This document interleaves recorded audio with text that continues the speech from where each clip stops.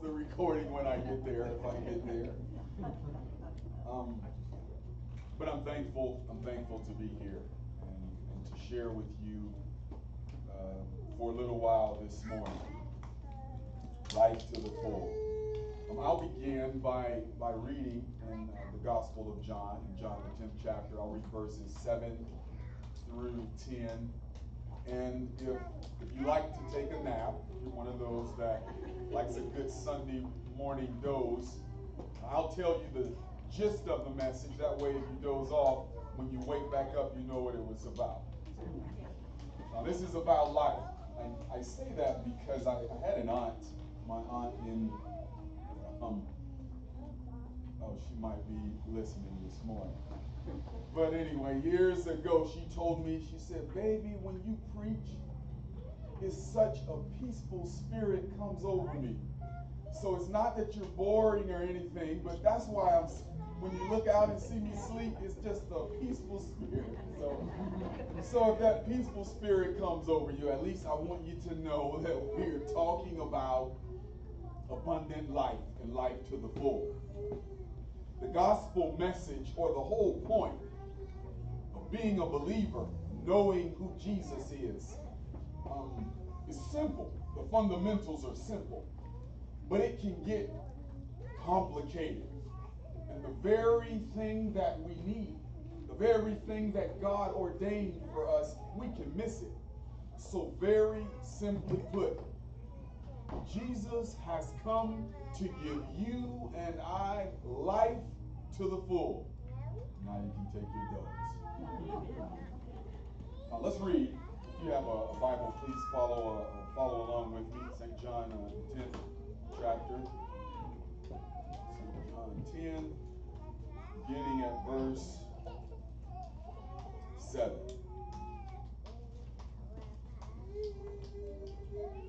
St. John 10, 7. This whole passage, this 10th chapter, Jesus is talking about himself and describing himself as the shepherd, chief shepherd. John 10, 7 reads, so Jesus said to them again, truly, truly I say to you, I am the door of the sheep. All who came before me are thieves and robbers, but the sheep did not hear them. I am the door. If anyone enters through me, he will be saved, and he will go in and out and find pasture. Verse 10, the thief comes only to steal and to kill and to destroy. I am come that they might have life and have it abundantly, to the full. Life to the full. There is today an all-out assault and attack on life. I am bivocational. I'm clergy in the ministry for a while, but I'm also a licensed social worker, and I've been in the mental health field for a long while myself. And a lot of what I say and a lot of the things that I do and share are drawn from those realities and experiences. And I am telling you that there is an all-out assault and attack on life. I'm not talking about abortion. I am not talking about people wanting to, feeling like I've reached the end and I'm not happy anymore. But the essence of life is under attack. And I urge you to join the fight. And remember that the enemy comes to steal, to kill, and to destroy. But the whole purpose that Christ came, and that we have relationship with him, is so that we can experience life to the full. Life to the full. Now, I did not make this request in advance. So if you are unable to fulfill this request, it's perfectly fine. But there is a song called, if you can find it and pull it up and play it, and I won't wait. If you happen to find it and are able to play it, just tell me and I'll pause. But there's a song called In This Life. The version of this song the one that I kind of like the best, I think Bette Midler sings it, "In This Life." And if you can find that and play it, good. If not, that's fine. I'll read it as well. There's been a lot of songs written, books written, self-help, inspirational books about life, in this life. And in a moment, the part where I want you to help me preach. So don't give me the Bible answers or tell me what you think I might want to hear. But I would like to hear this group, and I love interaction. That's another reason I like the Coffee House Church. But I'd like to hear you describe, give me a definition, your own life experience and opinion.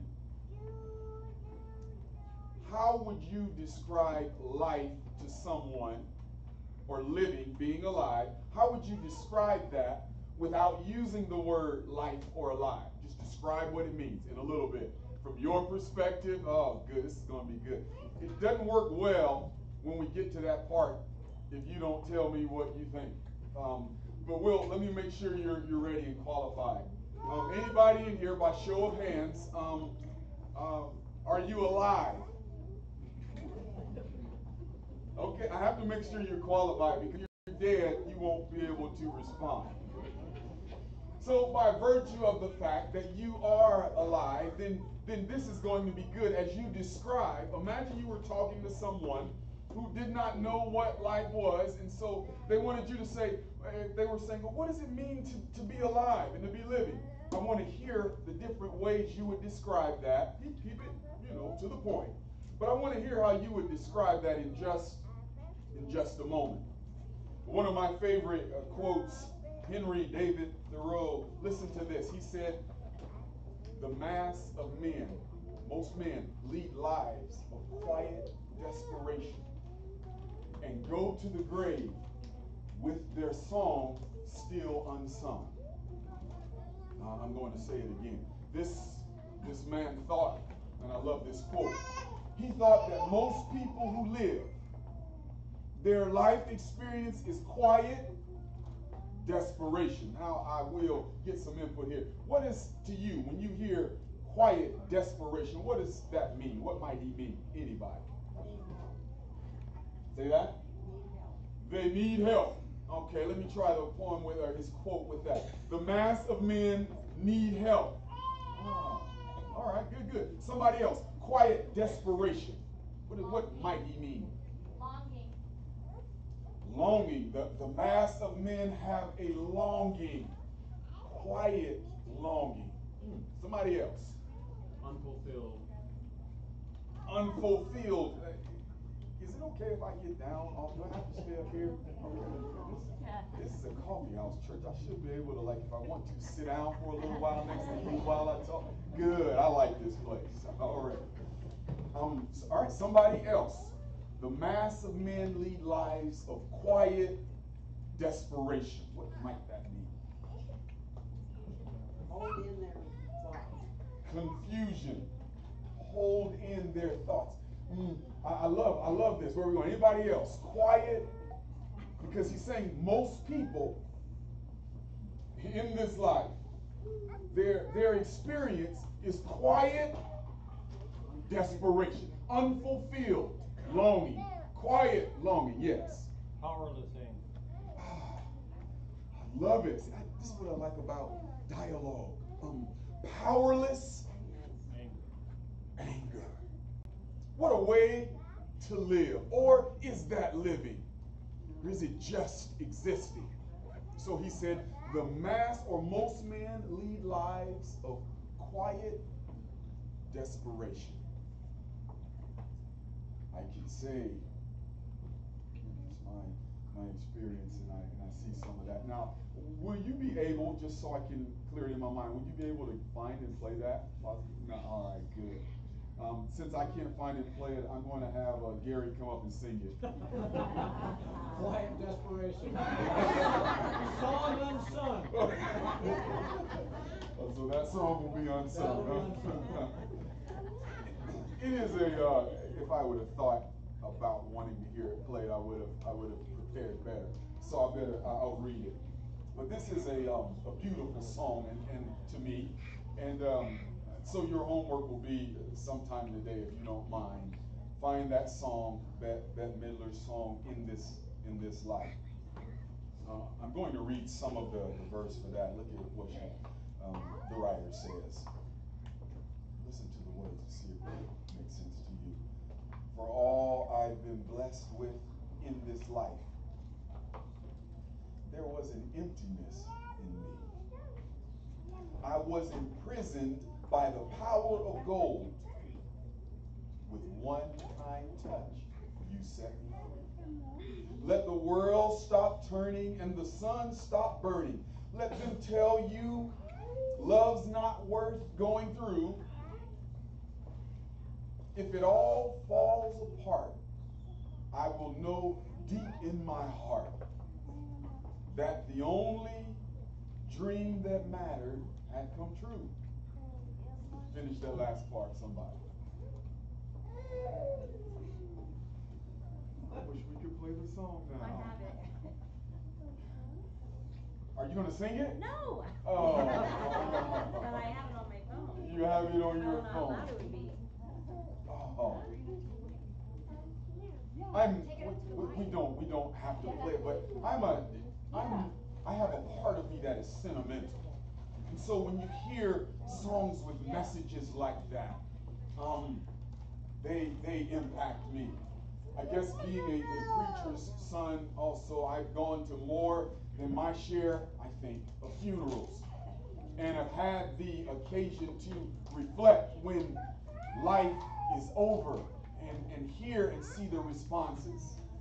I've had my own experiences of loss when our parents passed away. And so when I hear and read songs like this, and as the music starts to play, if we were to play it, it goes with it. And her voice just rings it out. For all I've been blessed with in this life. Brothers and sisters, the Bible says in Hebrews, the 11th chapter, that it is appointed unto us, to man, once to die. I think the enemy, the devil, has pulled off an awful trick on us. For people to have this longing and pursue a good life, a fulfilling life, a real life. And he gives us cheap substitutes. That's right. That's right. That give temporary satisfaction. Yeah. But I want to encourage you just for a little while this morning. See, Jesus told them, he said, I am the door. I am the way to life. And I have come to give you life. I'm going to put that song out of my mind since Gary won't sing it for us. Life to the full. In this 7th verse of John 10, Jesus starts by saying, truly, I am the door of the sheep. Everybody who came before me were thieves and robbers. This language that he's using to describe, that Jesus is using to describe life, and abundant life, life to the full, is couched, and I don't want to make it plain, but it's in antiquity. We don't have, even if you're here today and you have sheep, you're a shepherd. It's different than it was then. In ancient times, in the times, the setting where Jesus was speaking, the shepherd would have his sheepfold, and it was in an enclosure, and there would be a person who kind of watched and guarded the door. And when Jesus says, I'm the shepherd, and if you're in me, you will go in and come out. I remember reading that before I understood the context of the nation of Israel, and during those times what that meant. Think you would go in and come out. What does that have to do with us? what does that have to do with me going in and coming out? What is this saying? In antiquity, here's how it would work. The shepherd would go to the sheepfold, and he would and in the night, in the evening, there were dangers, there were wild animals, sheep could stray, so he would bring them in to a safe enclosure. They could rest, they could recharge, they could be better protected, and then when the day or sun had risen, the new day, he would take them out of this little safe environment. He would take them out to find new pastures, maybe walk out to where the stream was.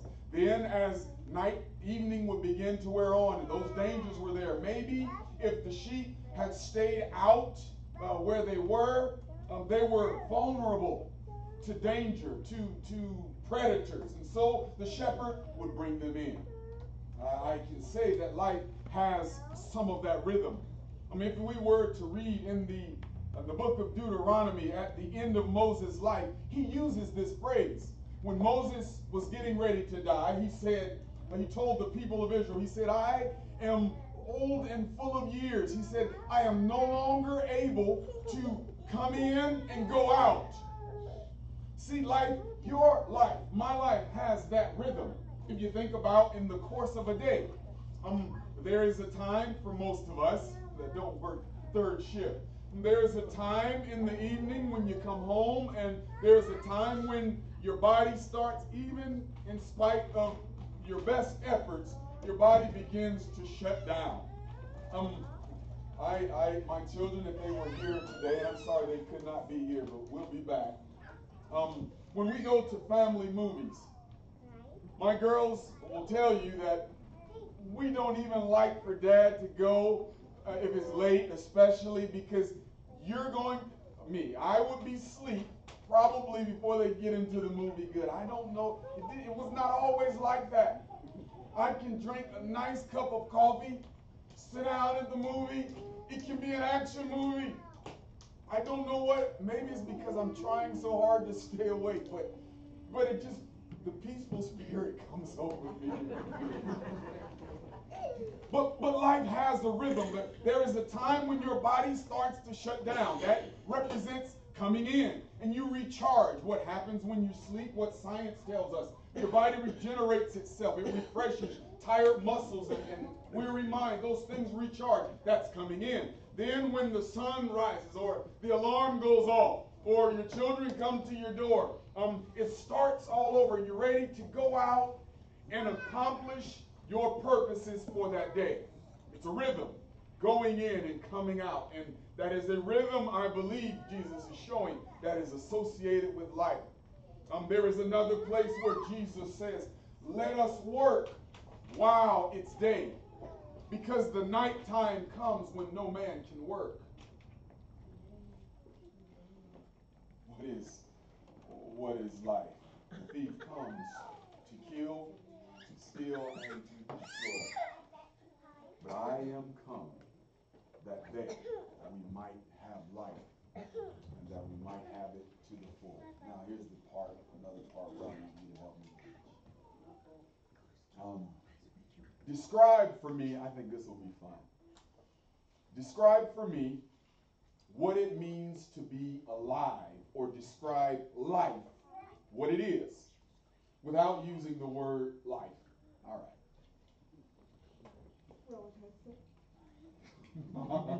I told you this would be fun. She said a roller coaster. I'm going to read the definitions in the Hebrew and the Greek and a little bit, all of that good stuff. But here's the thing about the Bible that I want all of us to know, and why I like interaction. When you have a preacher or preachers and elders and teachers and Bible students and you're reading it, you can,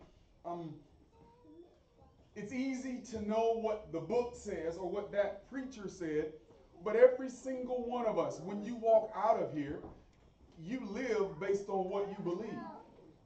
So that's why I like the interaction. That's good.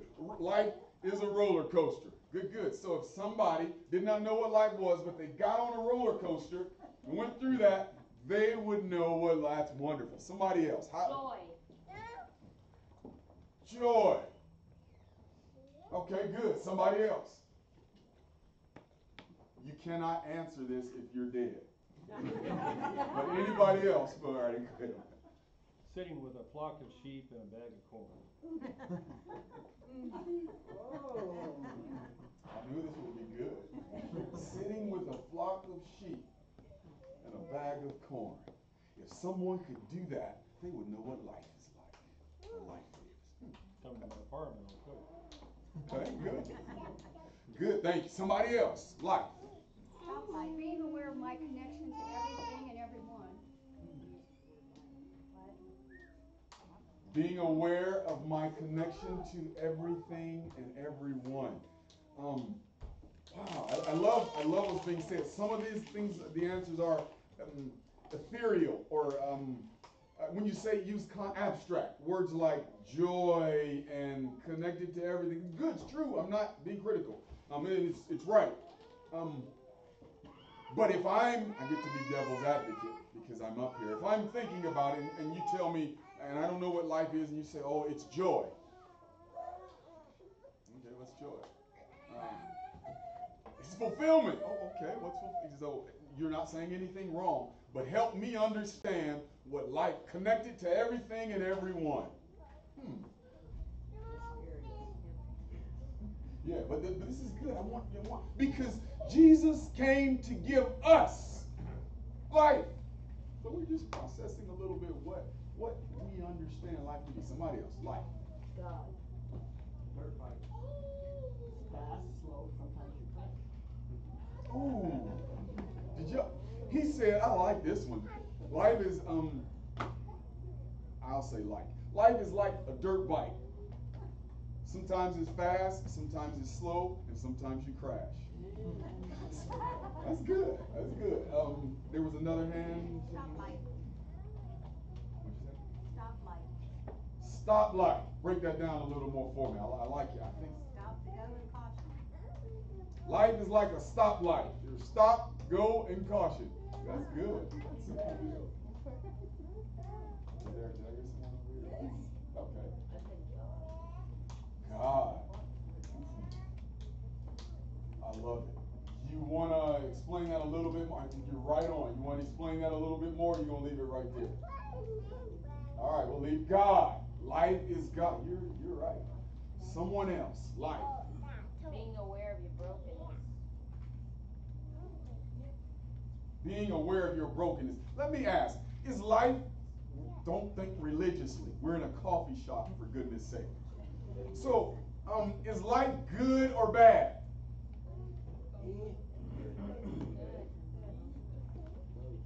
I heard yes or good. I heard and I heard a both. Now remember, I get to talk. I know nothing about life, and I need you to describe it and help me understand. Is life something I want? Yes.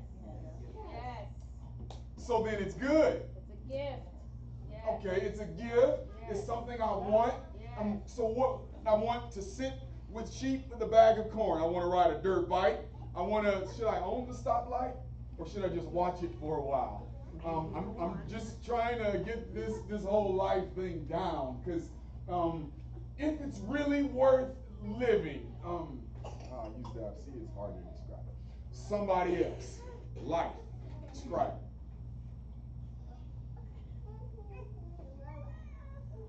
Help me get it.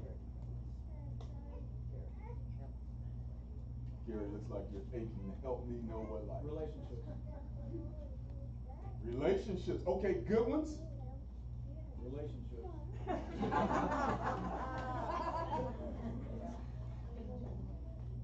Wow. Yes, thank you. Finding a purpose. Finding a purpose.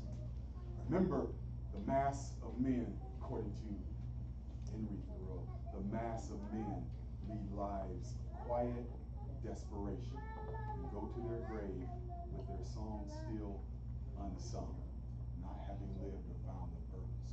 Wow. Anyone else describing life to me? Tornado. I do appreciate the dialogue, But if I knew nothing about life and you told me it was a tornado, I would say, thank you, but keep that to yourself. What's good about a tornado? And then when I'm in a hurry, what's good about a stoplight unless it's green? If I don't know how to ride motorcycles, what's good about a crash? And I could potentially crash? No thanks.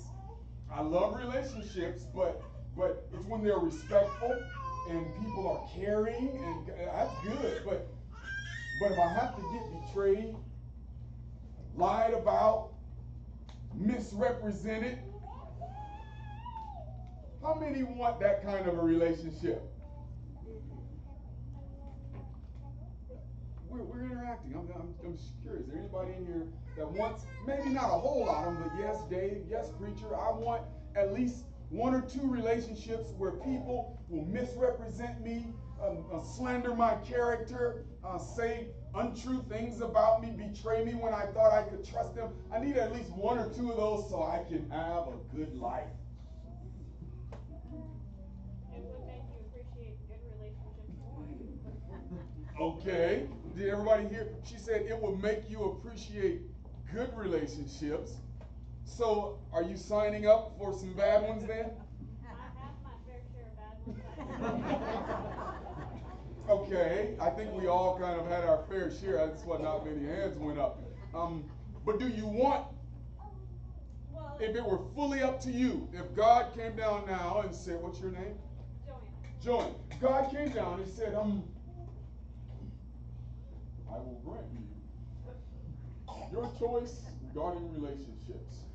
Well, then I would certainly pick the good ones. What about the other ones? If I can accept good things from God, I should be willing to accept those too, because sometimes there's blessings in disguise also. You're the most brave one in the room so far. So don't be discouraged with this line of questioning. Go ahead, kid. Did Jesus not model that for us? Uh-oh. I think I'm going to hand Gary the mic. He said, did Jesus not model that for us? I'm going to piggyback on that question and say, when Jesus was on earth, did he have a good life? Your opinion. I'm not saying, did he do good things? Did Jesus have a good life? I have one no.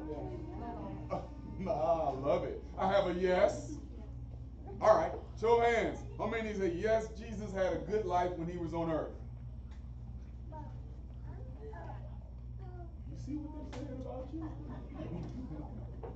All right, how many would say Jesus had a bad life? Challenging. Challenging. All right, you changed the word from, but he modeled it. Go ahead. We have to define good. Gary's going to define good for us. And if he wants help, he can call on anybody because we're all preaching together, remember? He came and clearly defined what he was here for, his purpose. And he fulfilled his purpose. And if you define good as fulfilling God's purpose or his will, then you have a very good life. So it depends on how you define good. But as a human being, he was miserable. Look at how Yeah. And he was a human then. I love broken ground. What's your name? Barbara. Barbara, you're awesome. She said, as a human, As a human being, he was not happy, or he did not have a great life. and she said he was miserable. Yes. Wow. Who wants a life like Jesus? See, our understanding of the text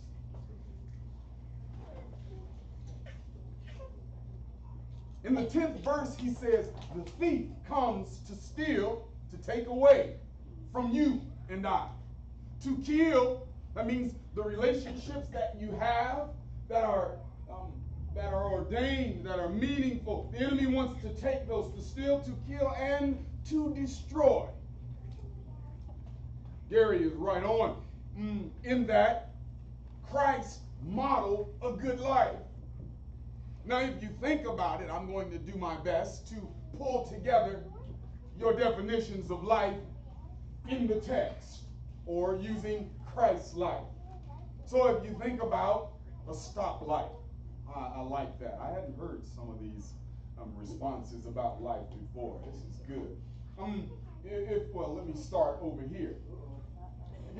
Yes. When you said that his life wasn't a good one.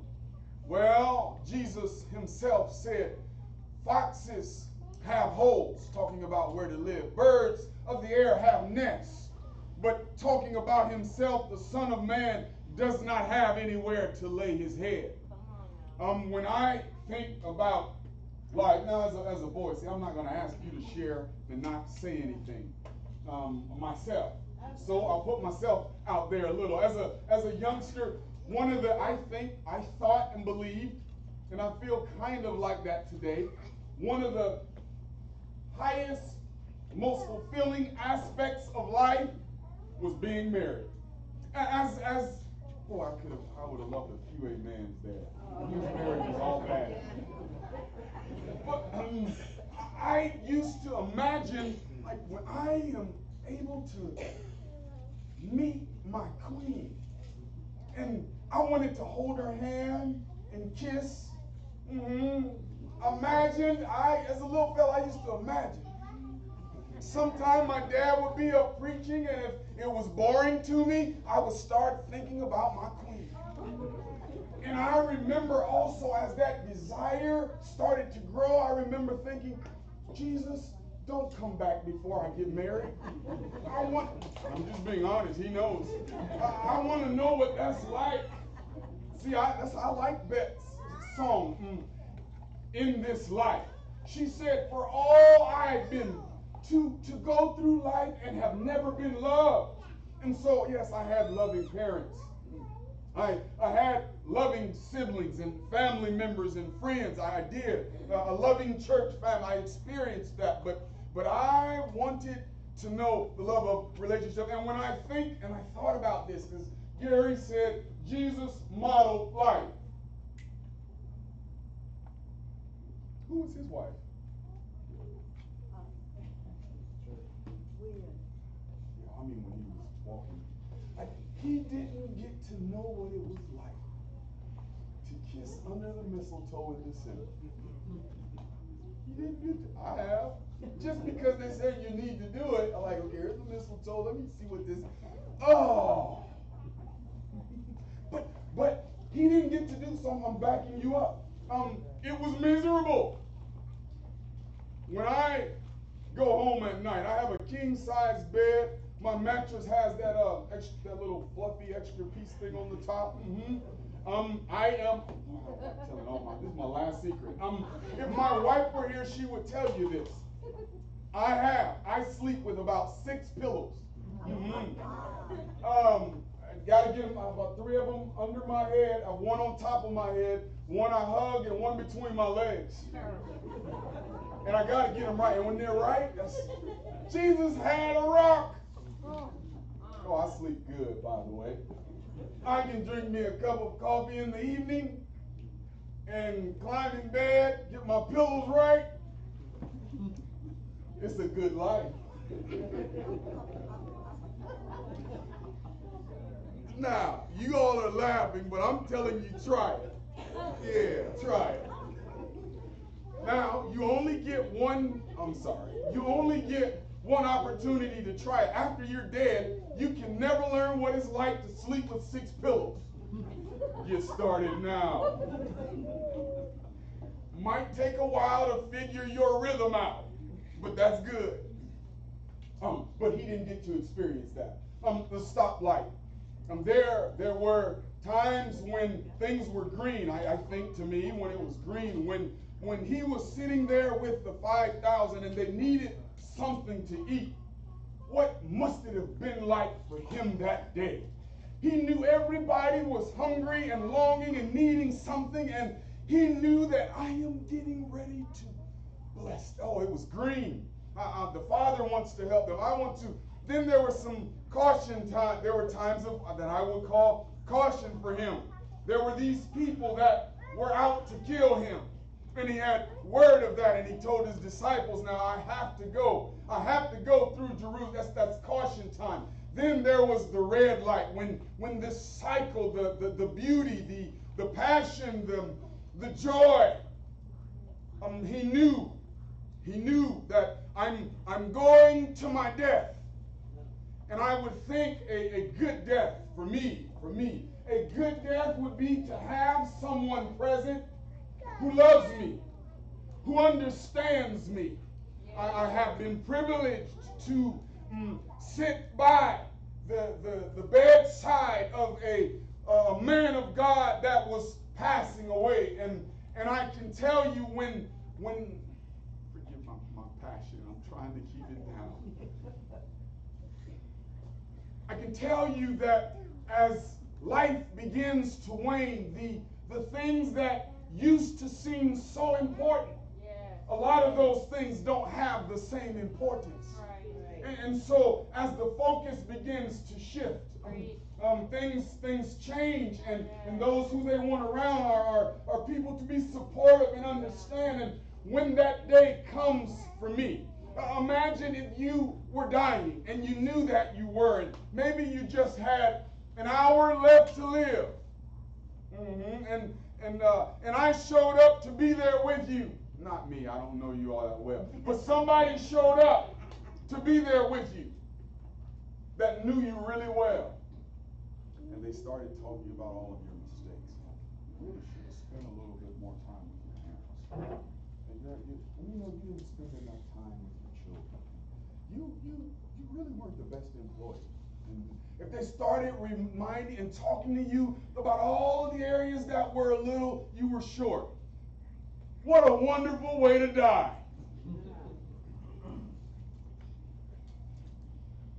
Then Jesus came to his hour of death. He did not expect the multitude. I don't know. But I wonder what it felt like when he was there with Pilate on trial for his life. And a crowd that just a few days before were saying, Hosanna. See, I said, what is it like to have people who wants to have people betray you, misrepresent you, or you feel like you can count on them and trust them, and then life happens and you find out you can't. Well, Jesus experienced, blessed is he who comes in the name of the Lord. And a few days later, when he was on trial, Pilate asks, who do you want? This Jesus. Now, what must that have felt like for Christ standing there, knowing that there was not one person in the crowd who would stand and say, I want him, but he stood there. When that part of it was over and he was getting closer, it's just a few more hours, the Bible tells us that sweat ran down as drops of blood, and he came to his closest friends and said, hey, I'm going to use my word. Hey, fellas, I only have a little bit of time left. Can you just stay with me for a little bit? And they fell asleep. That was the red light. You could use the dirt bike. The times are good when he was at the wedding. Now, this is when you're going fast. At the wedding, and his mother told him they needed wine, and he worked that miracle. Another time when you could use this analogy was when he went to the grave side of Lazarus. Oh, that must have been wonderful. Him already knowing, taking his sweet, precious time to get there. They tell him, oh, I'm beginning to wrap this up. And I want to tie it now. In a moment, I want to tie up what I hope you can take out of here. Because the thief wants to take life from you. That's right. Or he wants to distort it. Or he wants you to invest your energy and your time in things that really won't matter. Come on now. Our world is so twisted today, and it burns my spirit to watch the news and see how if you are not of a certain political party, depending on which channel you're looking at, there's nothing good about you. There's nothing positive about your perspective. You are the enemy because you don't vote like me. That is twisted, brothers and sisters. Because behind every political idea, there is a person. Yes. Behind every race and ethnic background, there is a person. Yes. And when we spend our time, see, the thief wants you to get caught up in things that seem so important, but when life is over, will pale in comparison. And so Christ tells us, and he modeled for us what life to the full would look like. If you listen to the things that people shared with us, it's life to the full. It's the good and the unpleasant. It is the times of joy and the sadness in this life. You cannot love someone and not have your heart broken. As I wrap this up, boy, I wish my wife were here with me this morning.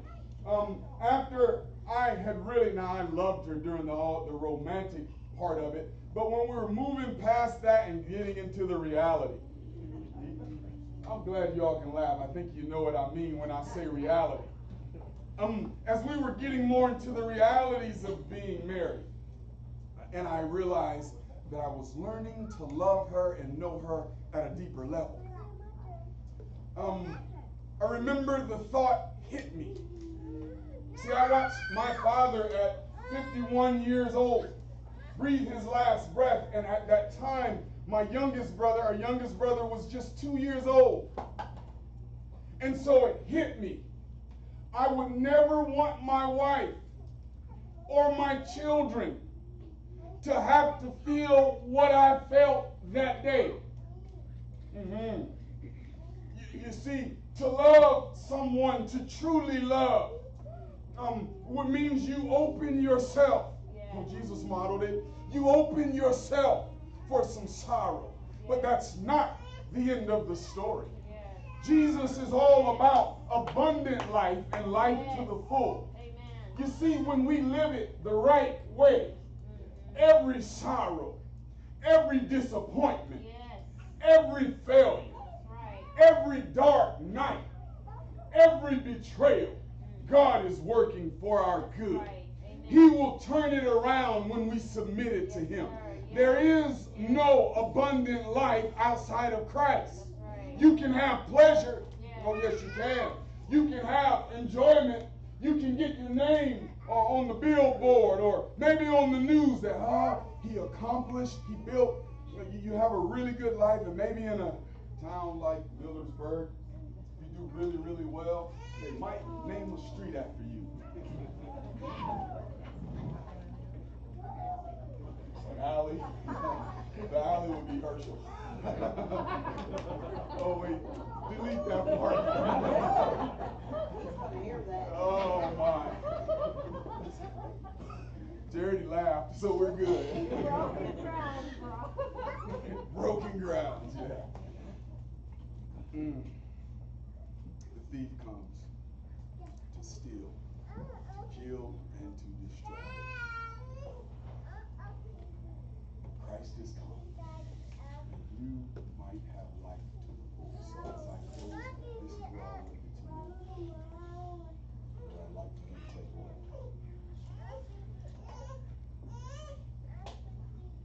Life is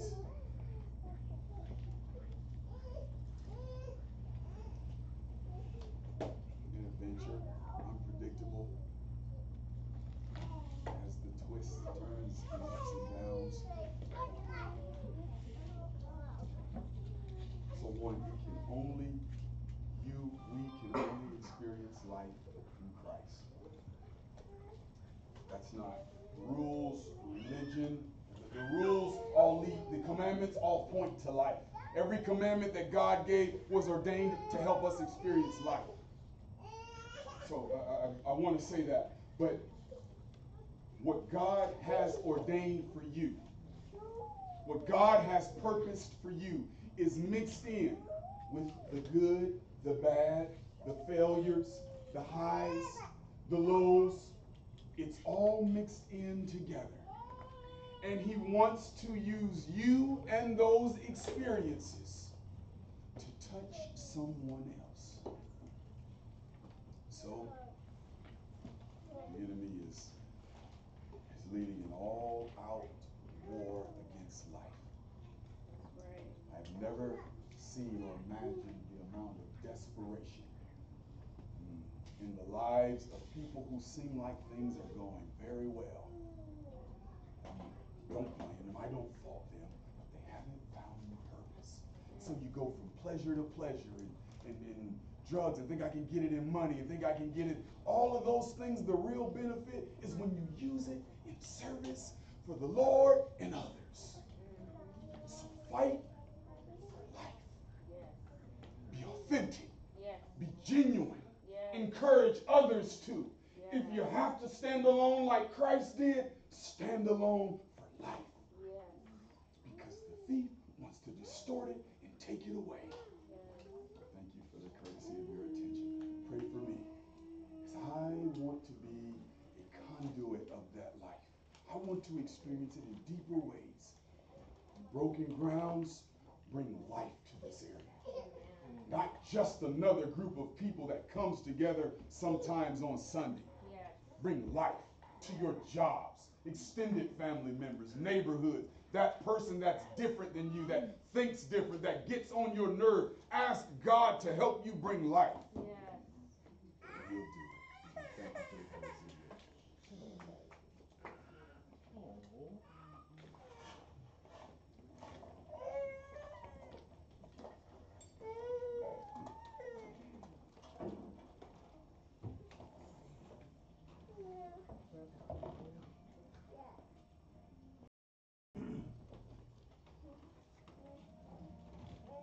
Okay. Y'all are dismissed. Have a great day. Praise the Lord. Amen.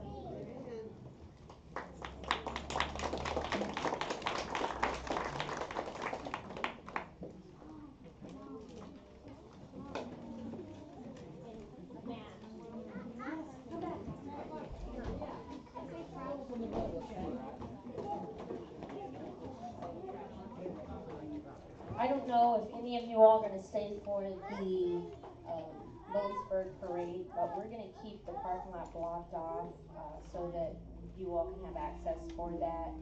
I think it starts at 2, but it's going to start filling up pretty soon. So those who aren't interested, it's going to get busy and blocked off. So you all have a good day. God bless.